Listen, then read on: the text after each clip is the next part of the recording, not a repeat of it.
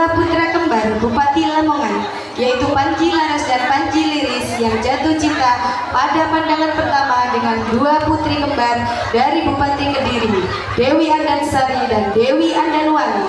Namun kisah cinta ini berujung pada peperangan antara Lamongan dan Kediri karena Panji Laras dan Liris menolak lamaran dari kedua putri tersebut.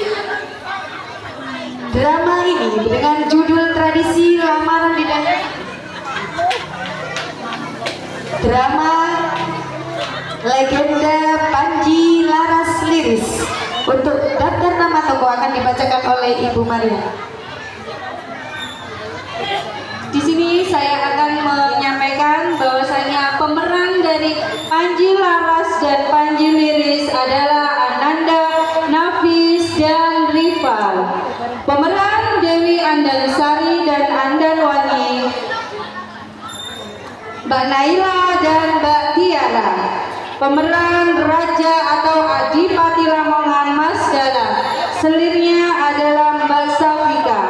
Untuk Adipati Kediri akan diperankan oleh Mas Risa dengan selirnya yaitu Mbak Afika. Untuk ketua prajurit dari Lamongan dengan istilah Ki 9 akan diperankan oleh Mas Faris.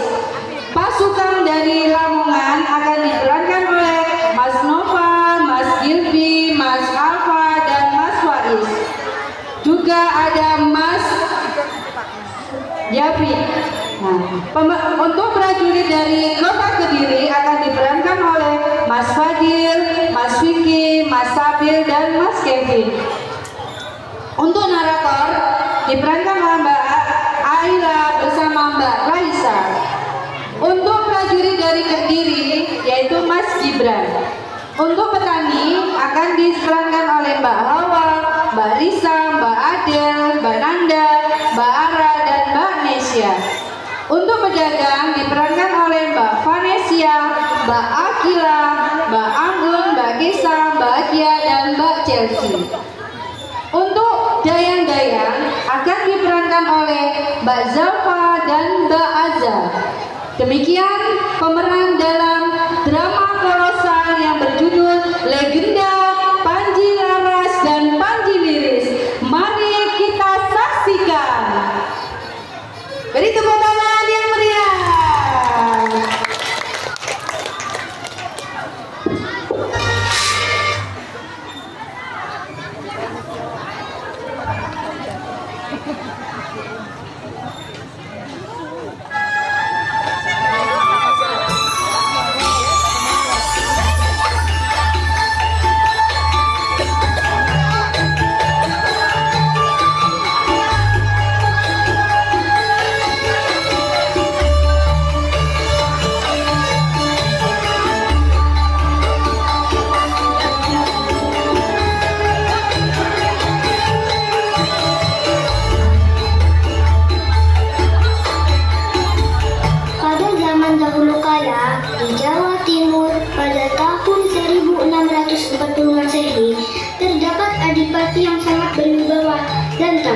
Bernama Raden Panji Puspakusuma.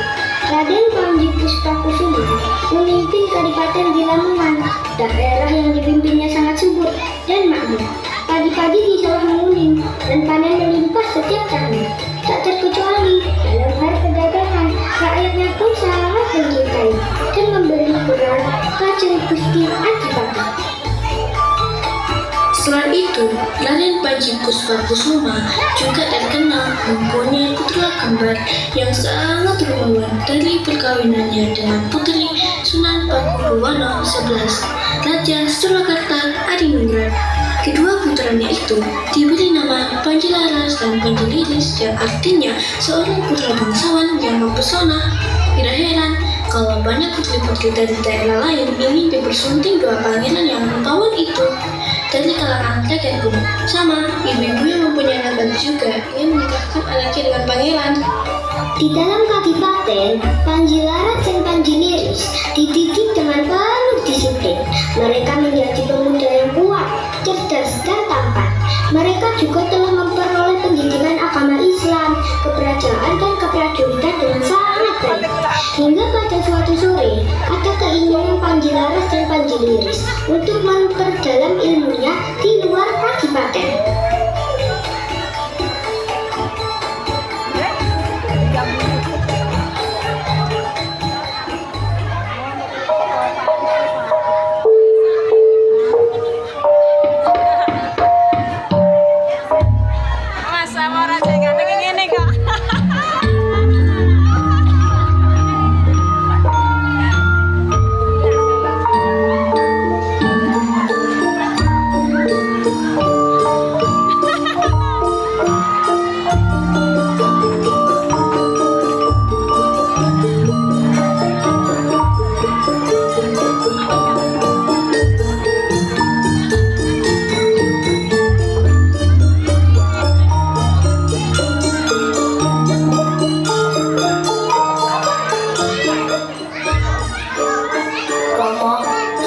Kami mengembara, ilmu telah kami genggam. Kini saatnya kami mengabdi pada bumi dan rakyat. Rama sangat bangga kepada kalian berdua anakku. Kalian telah belajar ilmu agama dan ilmu keprajuritan dengan sangat baik. Benar apa kata kalian? Kalian harus pergi ke kerajaan-kerajaan tetangga untuk memperdalam ilmu kalian. Dan jangan lupa untuk selalu menolong kepada siapa saja yang membutuhkan. Dadia anak sing bekti marang wong lama guru. Pergilah anakku, ibunda merestui kalian. Perintah Romo akan kami laksanakan. Perkenankan kami undur diri dari hadapan Romo dan ibunda.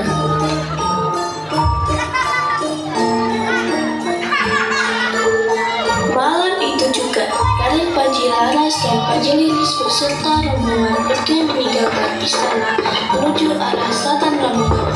Raden Panji Kusuma senang bangga dan yakin bahwa kelak putra-putranya akan menjadi adipati yang tangguh. Rombongan Raden Panji Laras Liris melakukan kunjungan di setiap daerah yang mereka singgahi hingga mereka tiba di sebuah daerah yang dipimpin oleh Ki Ageng Wirosubolo.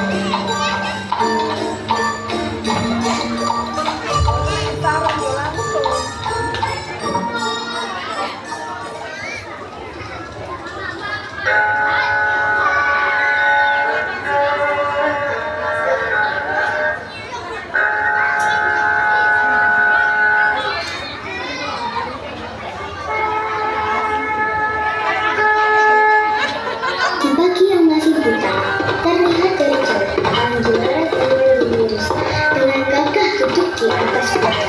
Dengan diiringi beberapa orang berpakaian prajurit, mereka disambut dengan sangat terhormat oleh adipati Kediri. Banyak jamuan yang diberikan saat kedatangan Panji Laras dan Panji Liris di Kadipaten Kediri. Sore itu, Panji Laras dan Liris duduk-duduk di tanah istana. Matahari sudah menyilang.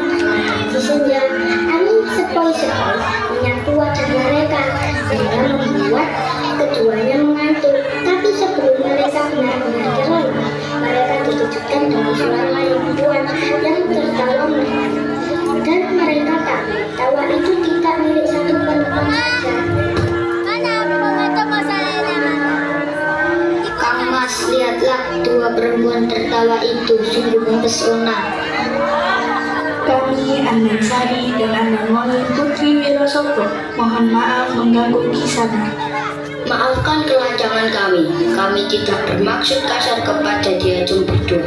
Kami hanya kaget dengar tertawa Diajeng. Kami tidak tahu kedatangan Diajeng kemari.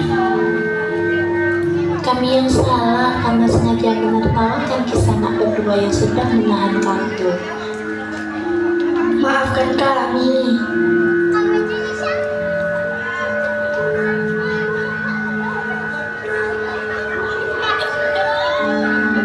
Sesampainya di kamar istana, Dewi Andansari dan Dewi Andarwangi itu senyum-senyum sendiri, membuat para abdi istana heran dengan kelakuan loro putrinya. Tapi mereka tak berani bertanya apa yang sedang terjadi. Yunda, ternyata apa yang selama ini kita dengar adalah nyata. Ketampanan Panji Laras dan Panji Liris itu memang benar adanya, dan mereka ternyata lebih tampan dari bayi kediaman kita. Iya Dinda, Yunda benar-benar jatuh cinta.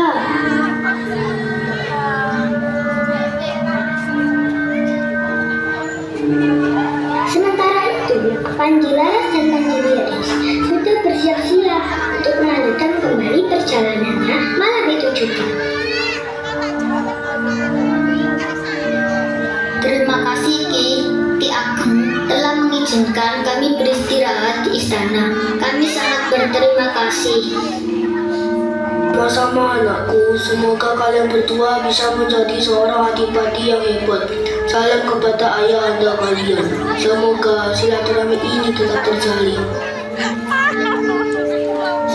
Ketika malam menjelang, rombongan Panji Laras dan Panji Liris meninggalkan Kadipaten Kediri untuk melanjutkan perjalanannya ke daerah selatan dan jauh di dalam istana.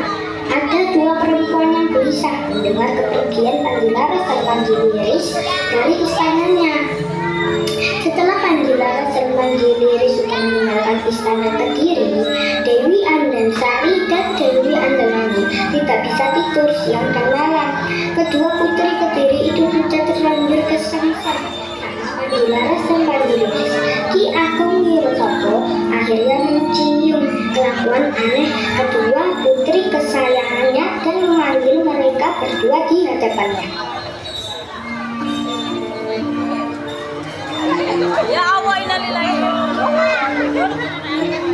Loh, apa yang menjadi penyebab kalian berdua seperti ini? Apa yang kalian pikirkan, anakku?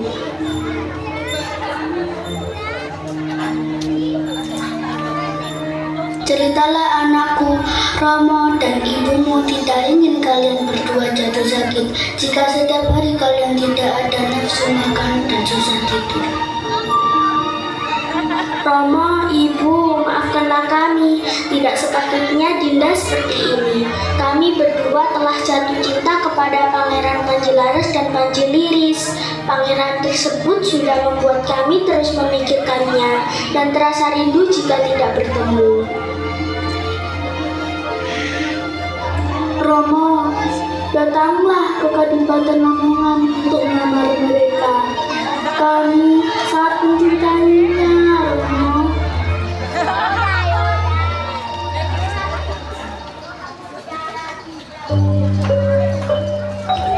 Akhirnya, demi cintanya kepada kedua putrinya, Ki Ageng Wirosopo mengirim utusan ke Kadipaten Lamongan untuk menyampaikan maksud lamaran kedua putrinya. Pesan itu langsung diterima sendiri oleh Adipati Panji Puspakusuma, dan karena tidak bisa langsung memutuskan, maka Adipati Lamongan tersebut memanggil kedua putranya untuk diajak berunding.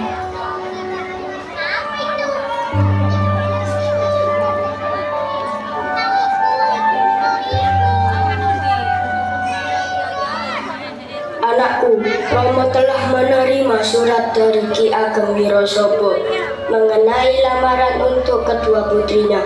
Apakah kalian berdua bersedia menikah dengan Dewi Andanwangi dan Dewi Andansari? Tapi Rama, bukankah kedua putri Kediri itu belum menganut agama Islam? Apakah nantinya tidak menimbulkan masalah di kemudian hari? Iya Romo, Kang Mas Laras benar. Apa tidak sebaiknya kita menolak lamaran tersebut? Kami juga masih ingin membujang. Tapi kita harus menghormati maksud baik Ki Ageng Wirosopo, yaitu untuk menjalin tali persaudaraan dengan Lamongan.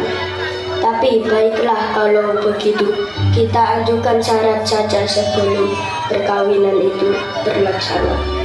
Syarat apa Romo?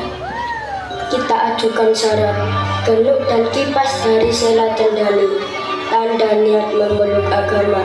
Dewi Andansari dan Dewi Andanwangi harus membawa dua genuk yang terbuat dari Sela Cendali dan diisi air hingga penuh. Juga harus membawa dua kipas yang terbuat dari Sela Cendali. Juga dan mereka harus membawa sendiri. Syarat-syarat tersebut adalah simbol agar mereka mau masuk Islam, anakku. Genuk yang berarti padasan dan kipas adalah sajadah.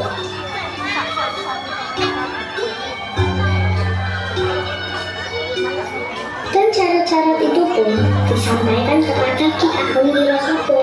Awalnya adik-adik tersebut tidak setuju dengan syarat yang diajukan Panji Laras dan Panji Liris.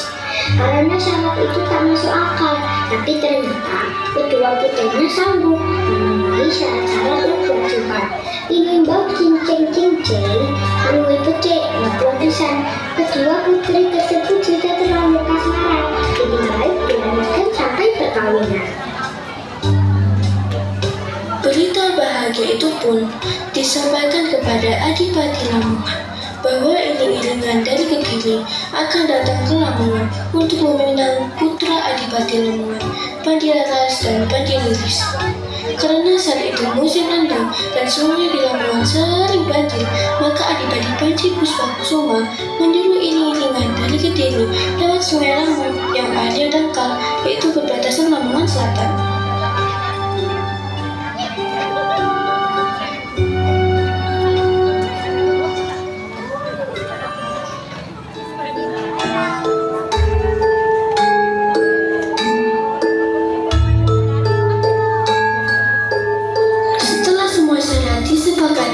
Dan hari lamaran sudah ditentukan, Dewi Andansari dan Andanwangi beserta iring-iringan para pengawal berangkat ke Kadipaten Lamongan dengan membawa gendong dan kipas dari batu seperti apa yang disenatkan oleh Panji Laras dan Panji Liris.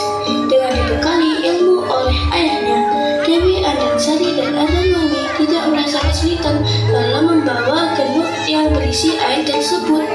Setelah menempuh perjalanan jauh dari Kediri ke Lamongan, akhirnya mereka tiba di sebelah selatan Sungai Lamong. Mereka berhenti sejenak karena sungai tersebut sangat lebar dan tidak ada jembatan untuk digunakan menyeberang. Tak istirahat sejenak di sini, kita tunggu jemputan dari Lamongan.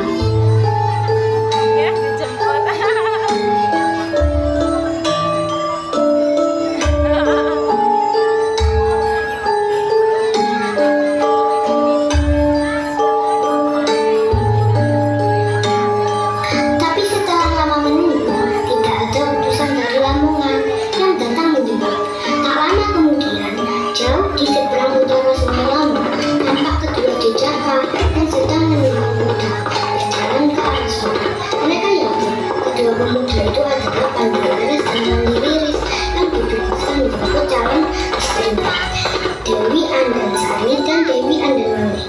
Setelah ditunggu-tunggu, ternyata Raden Panji Laras dan Raden Panji Liris kita juga menyeberang untuk menjemput mereka. Kedua jejaka itu masih tetap berada di atas kuda tunggangannya. Karena tidak sabar untuk bertemu dengan calon suaminya, Dewi Andansari dan Dewi Andanwangi pun nekat untuk menyeberang sungai.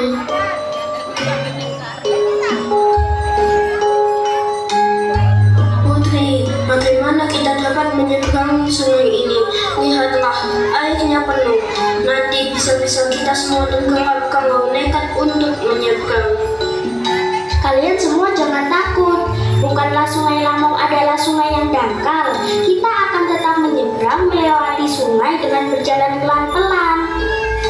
Ayo Dinda, kita akan segera bertemu dengan calon suami kita.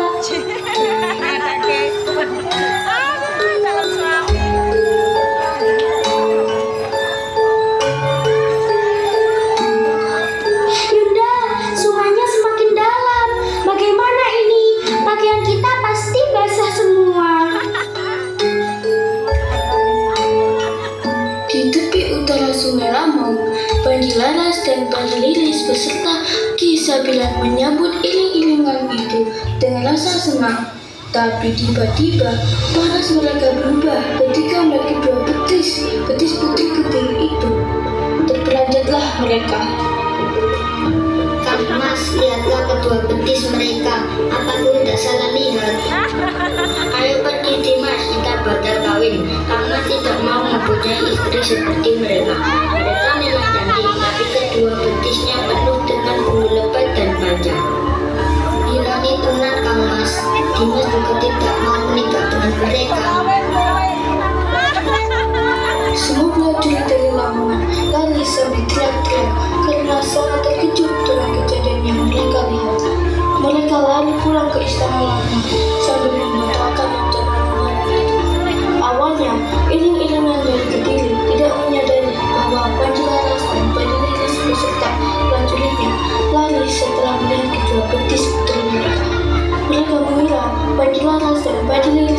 malu untuk memejar istrinya.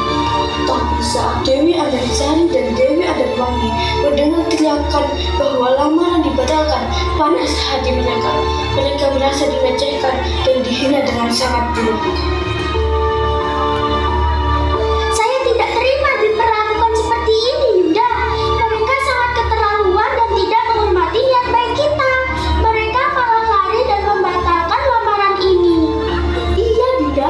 Kita harus membuat perhitungan dengan mereka.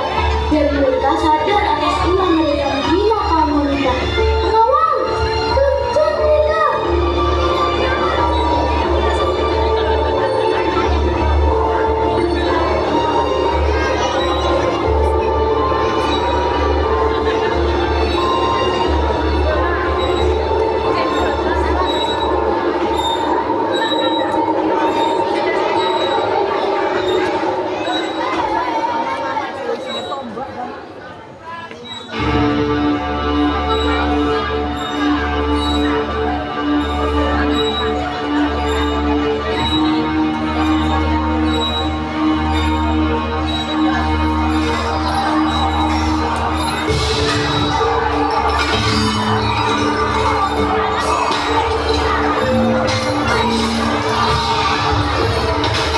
Setelah berkejar-kejaran, prajurit Kediri pun akan dalam prajurit Lamongan. Bisa dia yang diutuskan oleh Panglima Pusaka untuk membantu para wanita dan maju untuk melindungi kedua pahlawan.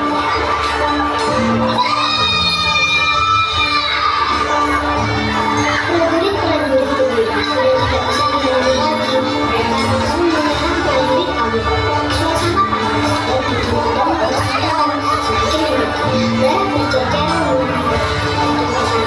Masing-masing prajurit dari dua angkatan itu dengan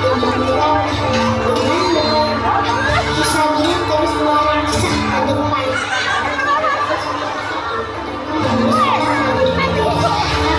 Hal yang tidak disangka terjadi.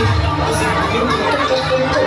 Setelah semua lagi adalah pedang milik prajurit Kediri lancap tutup. Panji Laras dan Panji Wilis berjuang untuk mengalahkan mereka. Dengan gesit bela terbentuk di sana kembali akhir terlibat dari segala pedang. Dan tak lama, pasukan Kediri pun dapat terpukul mundur. Dan dengan kejadian itu, Dewi Andarsari dan Dewi Andarwangi bunuh diri. Tapi ternyata Ki Ageng Wibowo mengerahkan kembali pasukannya setelah mengetahui penghinaan yang menimpa kedua putrinya. Pasukan Kediri menggempur Kadipaten Lamongan. Saat itu juga ritual selanjutnya pertempuran Panji Laras dan Panji Wilis terjebak dengan kondisi yang sulit. Panji Laras mencoba membantu saudaranya yang tengah adu pedang dengan pasukan Kediri. Dimas, siapa yang kiri? Yang kanan bagianku.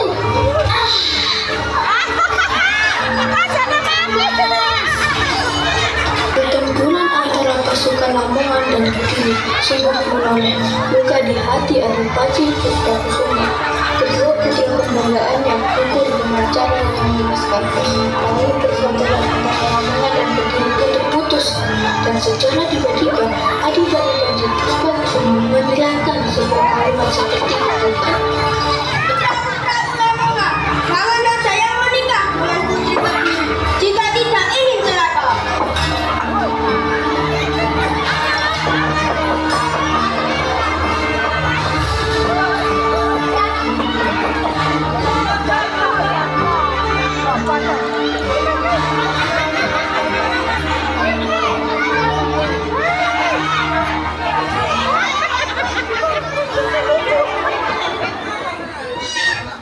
Kedua geluk dan kipas yang dibawa oleh Dewi Andarsari dan Dewi Andarwangi sampai sekarang berada di halaman Masjid Agung Lamongan sebelah barat alun-alun.